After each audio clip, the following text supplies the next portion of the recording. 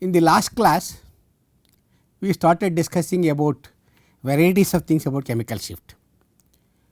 I introduced to you about chemical shift, how do we calculate in ppm, what is the reference we use for different nuclei. I said for proton, carbon and silicon, tetramethylsilane is the reference which is always used. Measure the resonating frequency of a particular peak from your sample with respect to the reference which is set as 0 frequency, divided this by spectrometer frequency. The value you are going to get is nothing but the chemical shift expressed in parts per million. The advantage of expressing in parts per million is it removes field dependency. That means you record the spectrum in any spectrometer, when you express its value in ppm, it remains same. For example, if I say CHCl3 comes at 7.2 ppm in 400 megahertz, whether you go to 600 megahertz, 800 megahertz, 1000 megahertz, its chemical shift is always 7.2 ppm, there is no change. And then when we have a value, when you get the chemical shift in ppm for a particular spectrometer, we can convert into frequency. How do you convert into frequency? By multiplying the ppm value by the resonating frequency of particular nuclei. For example, in a given spectrometer, different nuclei will have different resonating frequencies. That is what we have been discussing from the first class. Now I know in 800 megahertz, nitrogen comes at 80 megahertz, 10 times lower gamma. What we can do is, if I know the resonating frequency or chemical shift of nitrogen 15 in a particular peak, let us say 100 ppm, if I have to express in frequency, simply I have to multiply this 80 by resonating frequency 100 for nitrogen 15 in 800 megahertz spectrometer. If I know, let us say 8000 is the frequency for nitrogen 15 in 80 megahertz, in 800 megahertz spectrometer, its resonating frequency is 80, divide the 8000 by 80, which is 100 ppm is the value. So like that, for any given nuclei, you know how to convert frequency to ppm and vice versa. And I also mentioned about the concept of high field and low field. When you go from left to right in the spectrometer, I mean the spectrum scale, left to right is always going to the high field, lower frequency, higher shielding. Okay. So this is what the concept we said. When you go from right to left, this concept gets reversed, which is less shielded, lower frequency, higher frequency and then lower ppm. These are the concepts which we discussed. Now we will go further and see, understand a bit more about chemical shifts and how chemical shifts come for different nuclei. What are the factors which governs chemical shift? Those things we will try to understand today. And chemical shift and its value, how is it field dependent? That is what we will understand. Of course, chemical shift is field dependent and its spectral dispersion is better with higher and higher magnetic field. That means higher and higher frequency spectrometer. If you go, the spectral dispersion becomes better. That means the peaks start spreading more and more. Let us say there are two peaks which are close by like this. In some frequency, let us say 100 megahertz. If you go to 1000 megahertz, it will become like this, well separated. This is the advantage. That means as you go to higher and higher frequency, the resonating frequency, the chemical shift, what happens? There is a spreading. This frequency starts spreading more and more, dispersion becomes better and better. And let us say what happens to the chemical shift scale. In a 200 megahertz chemical shift range of proton is 0 to 10 ppm. If I consider the total frequency is 2000 hertz. We already know how to convert 10 ppm for in 200 megahertz is 2000 hertz. If I go to a 400 megahertz spectrometer, same 0 to 10 ppm range is 4000 hertz, because a 400 megahertz. See, the dispersion became better now. Go to 600 megahertz, the same 0 to 10 ppm becomes 6000 hertz. What is happening? The spectrum which gets crowded at lower frequency start becoming better and better, gets dispersion more and more as you go to higher and higher frequency. This is the reason where chemical shift, when they even express in frequency, it keeps becoming more and more, spread becomes more better and better That corresponds to better and better resolution, and your analysis becomes much better as you go to higher frequency spectrometer because of better resolution. And we will consider chemical shift in frequency in ppm scales, that is what we have been discussing. In ppm scale it will not change, but in frequency scale it changes. I will show you like this. For example, in a ppm scale I have 3 peaks on a 200 megahertz spectrometer, which is coming at 1 ppm, 3 ppm and 6 ppm. 3 peaks are there. Recorded at 400 megahertz remains same, 1, 3 and 6 it will not change. Go to 600 megahertz same, go to 800 megahertz. In ppm scale it remains unaltered when expressed in ppm, it always comes at the same ppm in any spectrometer. Go to now frequency scale. In 200 megahertz 1 ppm is 200, 3 ppm is 600, 6 ppm is 1200. Go to 400 megahertz, see the spreading is becoming better. Now 1 ppm in 400 is 400, this 3 ppm is 1200 and 6 ppm is 2400 hertz.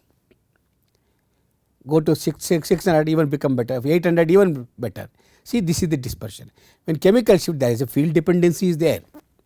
When you express in frequency and when you go to higher and higher magnetic field you see better and better dispersion. There is a lot of frequency in the, when you express in frequency scale there is a lot of field dependency. Okay. Just to show you in the number, let us say I have given some molecule which has different functional groups like this X, Y and Z. I want to measure its chemical shift in ppm. At 400 megahertz it comes to ppm, the functional group X could be CH3A whatever it is. Then at 600 same, 800 also same. You go to another functional group instead of CH3 let us say benzene group or some other CH group which comes at 4.5 at 400 remains same on all the spectrometer. Functional group let us say OH or NH is there, comes at 7 ppm remains same in all the 3 spectrometers. On the other hand I am expressing the same functional group in frequencies 400 megahertz it is at 800, 600 megahertz 1200 and 800 megahertz at 1600 because I express in 2 ppm.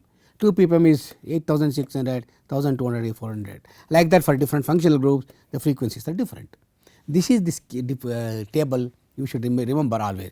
Again I gave this example to make sure that chemical shift when expressed in ppm remains invariant with respect to the spectrometer frequency. Okay.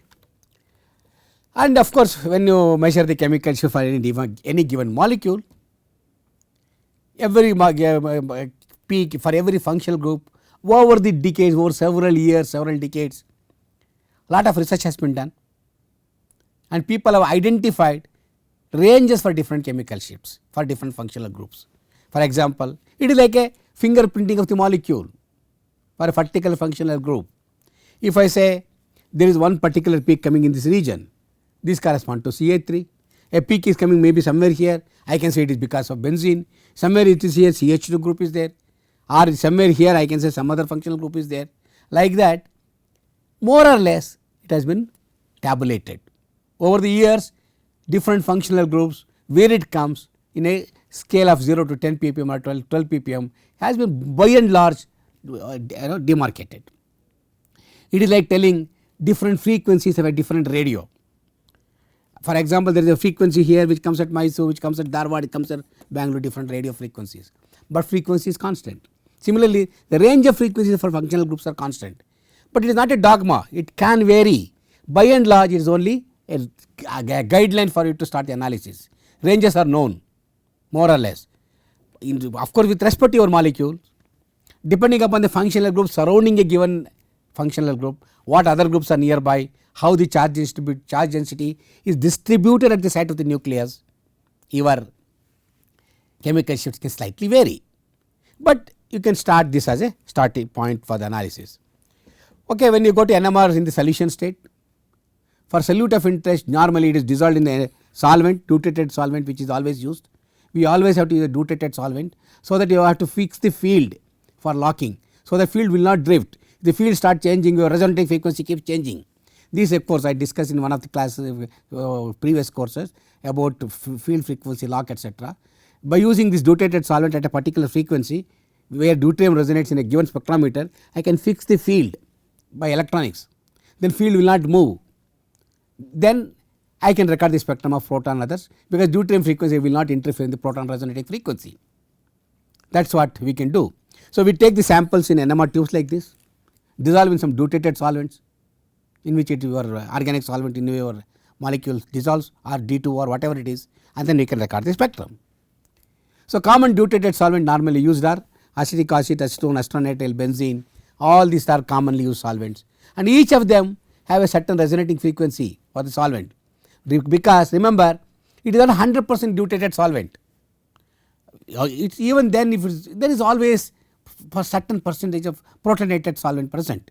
For example, if of acetic acid, it is not 100% deuterated, little bit of protonated compound will be there, then it gives rise to CH3 acetic acid COOH, CH3 groups comes here and COOH groups comes at 11.6. For example, if I take benzene, it can come at 7.2, chloroform comes around 7.25, like that different solvents by and large we know where it comes, protonated part of that deuterated solvent where it comes. And then similarly for carbon 13 also we have a range of chemical shifts. Incidentally, what happens is most of the solvents generally will absorb moisture from the atmosphere. There will be a residual water peak here, which where it comes also I have written. For example, if I have a benzene, the residual water peak comes at 0.4 ppm. If I have dimethyl sulfoxide DMSO as a solvent, residual water peak comes at 3.3 ppm.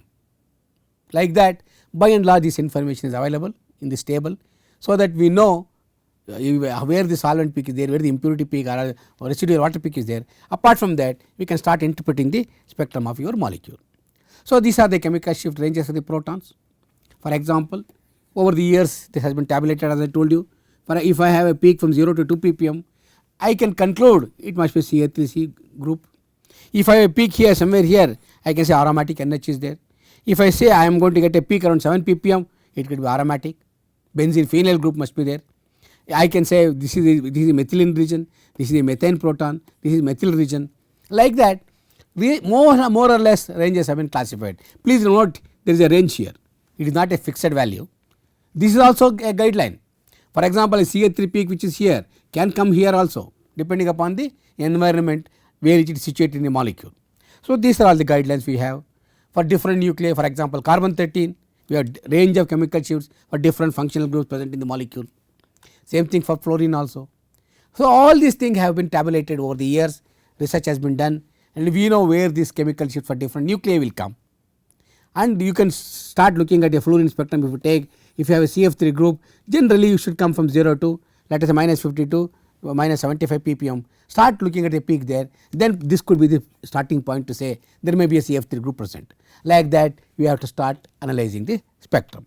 That is a starting point. All these things are the starting points for the interpretation of the NMR spectrum. Now, we will say these are all the guidelines. How did we arrive at these guidelines?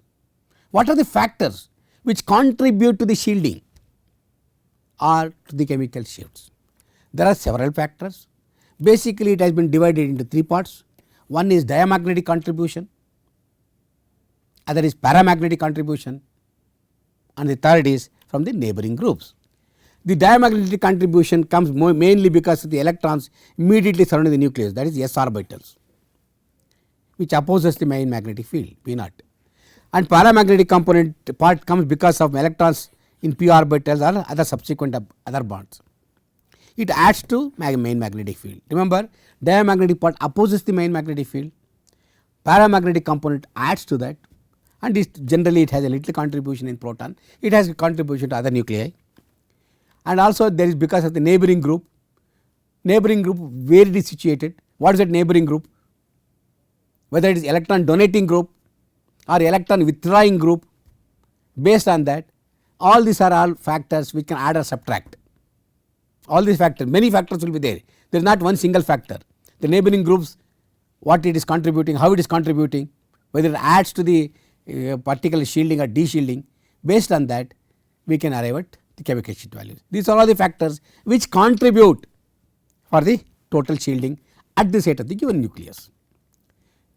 And these are the factors which affects chemical shift. One is the steric factor, which we all know, steric effect, resonance effect which is there when the resonance is going on, where it is coming, whether you are sitting here or here, based on that you know whether it is shielded or de-shielded. Conjugation is there, hyperconjugation. Heavy atom effect, that can also give rise to shielding or shifting of the peak either to high field or low field. If there is a delocalization in aromatic, if there is a substitution here, whether it is a proton donating group, electron donating group or electron withdrawing group, based on that we can also arrive at chemical shifts. This is because of delocalization in aromatics. There is also ring current effect which is going on. Benzene, if I have a phenyl ring, anisotropic effect because every bond is inherently anisotropic. How the charge is distributed generally from the center of the bond to the end, there is, you can draw a cone like this, especially for CH groups, CH2 groups and CH3 groups, and depending upon whether the proton is situated here or here, it is shielded. For example, in the ethylene groups like this, if it is situated here and here, it is de-shielded. Like that, all these factors are there. Lot of information is available in the books. These are all the factors, many of them contribute for the shielding or de-shielding. We will take one or two examples. See, it is impossible to cover everything. Numerous examples are there, numerous factors are there which contribute for the chemical shift, but one or two examples we will take it. For what is the effect of electronegativity, that we will understand. Higher the electronegativity, electron density, lower is the resonating frequency. That is what I said. Now we will consider methyl group, methane. Methane is CH4. If I take the spectrum of methane, its electronegativity in the millikan scale is 2.1 and its resonating frequency in proton is 0.23 ppm, that is the chemical shift of methane is 0.23, in some books say 0.24, does not matter, around this value is the ppm value, chemical shift of methane. Now I am going to do knock off one of the protons and put an iodine here. Iodine is electronegative, then its electron density is 2.5 and already from 0.23 it moved to 1.98 ppm. So that means it moved towards the lower frequency, I am sorry, lower field, okay. And if you go to, instead of iodine I put bromine, it is more electronegative than iodine. Already you see the chemical shift moved further downfield. Instead of bromine I put chlorine further downfield and I put fluorine instead of chlorine, then you see it comes at 4.3. Look at it, 0.23 was the methane. Just by replacing one of the hydrogen's protons by a different electronegative atom, I can move this peak from left to right to some other value. This is the effect of electronegativity on the chemical shift. This will be seen, this is the inductive effect, which is seen because the inductive effect is transmitted through bonds in a molecule like this, for example nitropropane. Nitropropane has 3 different groups, chemically inequivalent. One is CH3, CH2 and CH2NO2. There are 3 groups. CH3 comes at a high field, that is more shielded, that is what I said in the last class or before last class. CH3 is more shielded than CH2, then CH3 will come, but this CH2 comes even downfield because it is attached to NO2 group. As a consequence it comes even further downfield. So this is CH2 attached in between CH3 and CH2, this is CH3 and this is CH2 attached to NO2.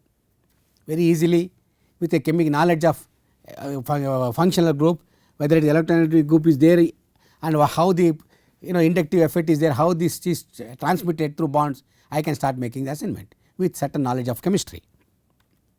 This is what it is. And if I have different groups, the inductive effect can be not only for the molecule as a whole, even for a small group. NO2 can have an inductive effect, OH, SH, NH2, all these things will have an inductive effect. I have a molecule, I showed you, instead of replacing one of the protons in the methane by a electronegative atom, I will do one thing, I keep on lengthening the molecule, remove one of the hydrogen, put CH3 group, remove another, in between put another CH2 and make CH3. I keep on lengthening the molecule. Proton which methane which comes at 0.23 or 0.24, now as soon as I added one more CH2 group, it comes at 0.8 ppm, it moves downfield. I lengthen the molecule by adding one more CH2, it moved even further downfield.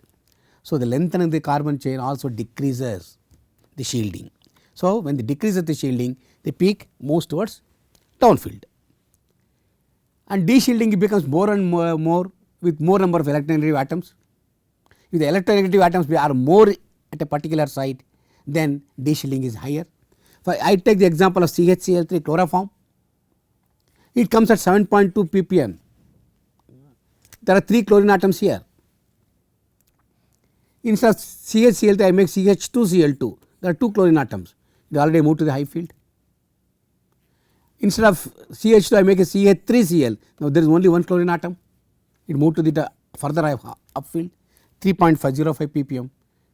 So, the de-shielding effect also depends upon not only lengthening the chain, but more number of depending upon number of electronegative atoms which are there at the particular site.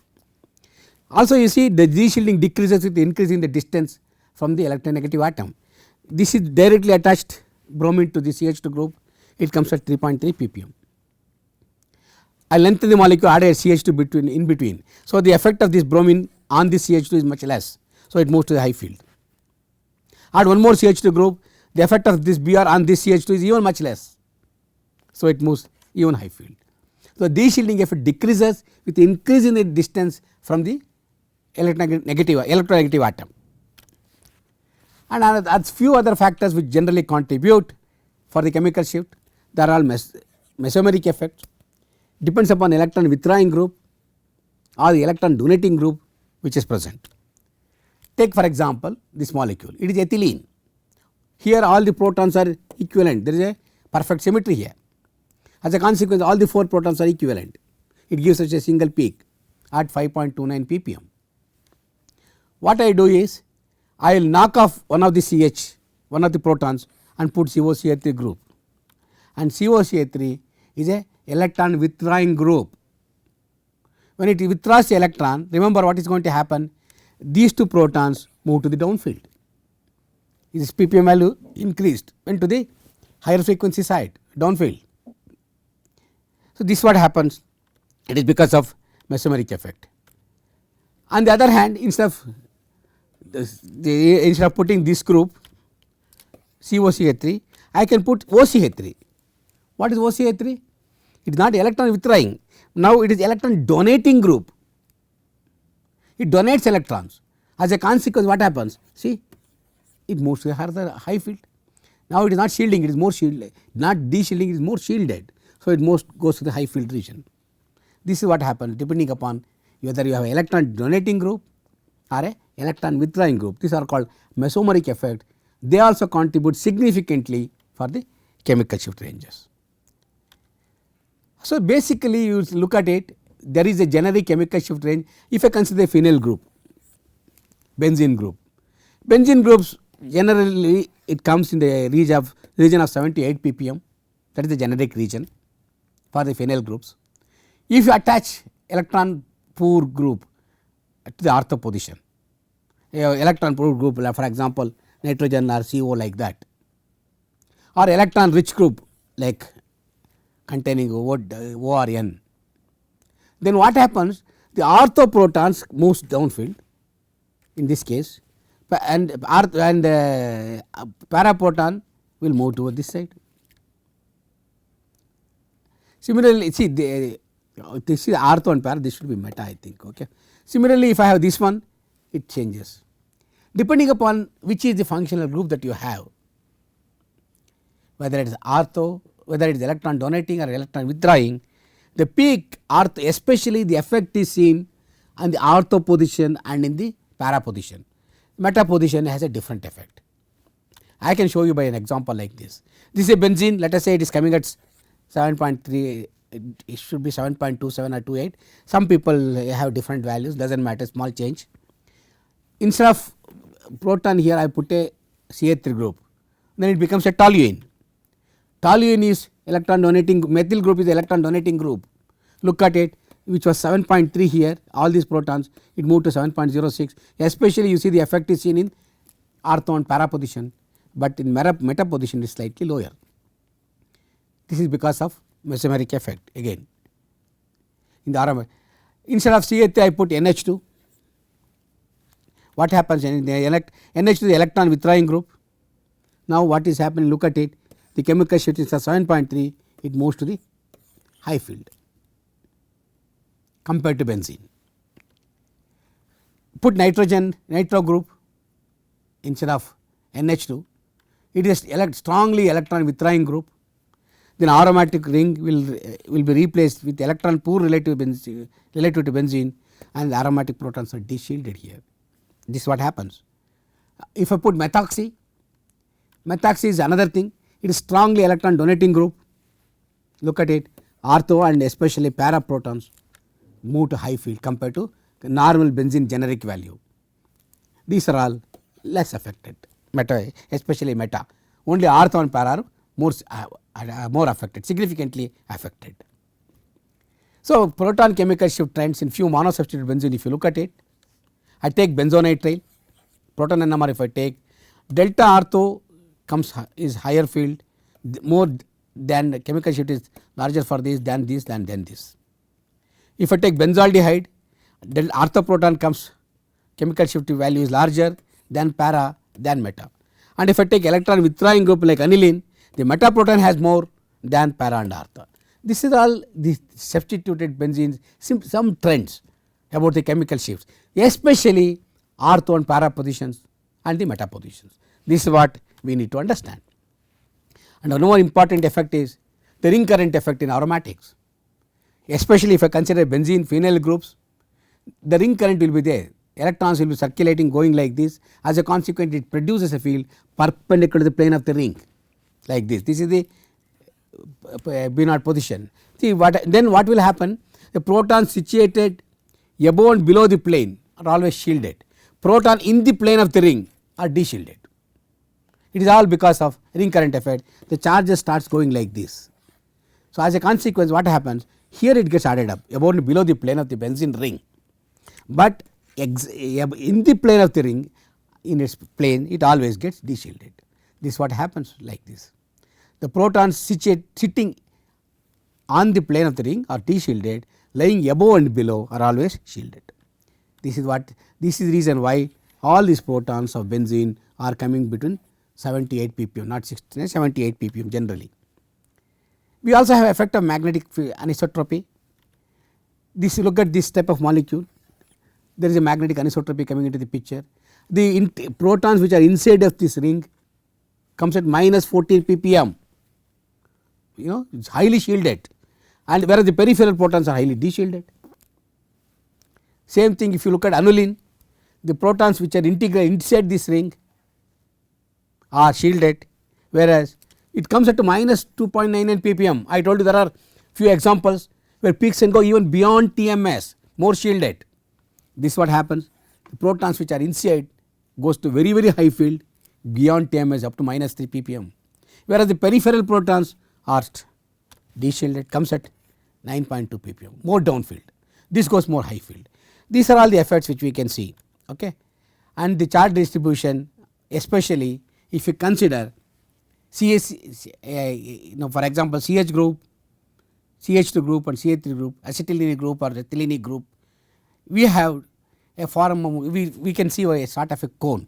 Inherently all these bonds are inherently anisotropic. From the center of the bond, if you start drawing how the charge is distributed, you can draw a cone. For example, if I have a C single bond C molecule in ethylene groups like this, especially aliphatics, and the protons which are situated in the cone are de-shielded, protons which are situated outside this cone are shielded. This is an example when you have a molecule with a CC single bond like this. If I see double bond C, double bond, again same, protons, we have two cones like this from the center of the bond, protons situated inside the cone are de-shielded, above and below are shielded. On the other hand, look at a triple bond like acetylene, you take an example. Here in this cone protons are shielded, converse of this single bond and double bond. Within the cone, if the protons are situated, they are shielded, and above and below this triple bond the protons are de-shielded. This is something strange. This is a thing which is observed, especially when you have acetylenic proton. If you look at the acetylene proton, which actually is more shielded. Okay, this is what I just wanted to tell you. A lot of examples I gave about the chemical shifts. Too many things we can discuss. Lot of things are there. It is a ocean. NMR spectroscopy is a ocean. There is no end for it. We can start discussing even chemical shift alone for several hours. Lot of example, lot of molecules we can take, and what are the effects of different substituents and different regions. We can discuss a lot, but there is no reason to go further. I have given you the basically idea about how we can get the chemical shift in this class, and we discussed a lot about varieties of factors which affect chemical shifts, starting from let us say diamagnetic contribution, paramagnetic contribution, contributions coming because of the neighboring group. And I also told you about how do we convert ppm to frequency, frequency to ppm. What will happen for the field dependence of the chemical shift at different frequency magnetic field. When the expression ppm it remains same, when expression frequency that changes linearly. There is a linear dependence that we observed. As a consequence, higher and higher frequency if you go to high frequency spectrometers, there is a dispersion in the chemical shift. That is what also we saw. And how many, we took several examples of the factors which contribute to the chemical shift, especially both for shielding and de-shielding. We took the example of molecule containing different halogens. What happens as the electronegativity changes from iodine, chlorine and bromine and fluorine, how the peak starts shifting to the downfield. We took the example of an electron donating group, mesomeric effect, electron withdrawing group. We saw the effect of that, how peaks will move to high field or low field depending upon whether we have a donating group or a withdrawing group. Similarly, we have aromatics if it is there, especially the delocalization in the aromatics causes some effect. Then the more effect is seen in the orthoproton and the paraproton than the metaproton. Whatever the effect we see for ortho and metaproton for electron donating group, if it is present, converse is the case if it is the electron withdrawing group. More effect will be seen on the meta than on the ortho and para. And then we took the example of some of the cones like single bond, double bond, triple bond, how the charge distribution is expressed as a cone like this when you draw the charge distribution, and especially when you have acetylene group like this. I said it is difference is for single bond and double bond like this, protons which are situated within the cone get de-shielded and outside the cone it gets shielded. Converse is the case for the acetylene group. So these are the general example, and I said about magnetic anisotropy like example of aniline and others I gave.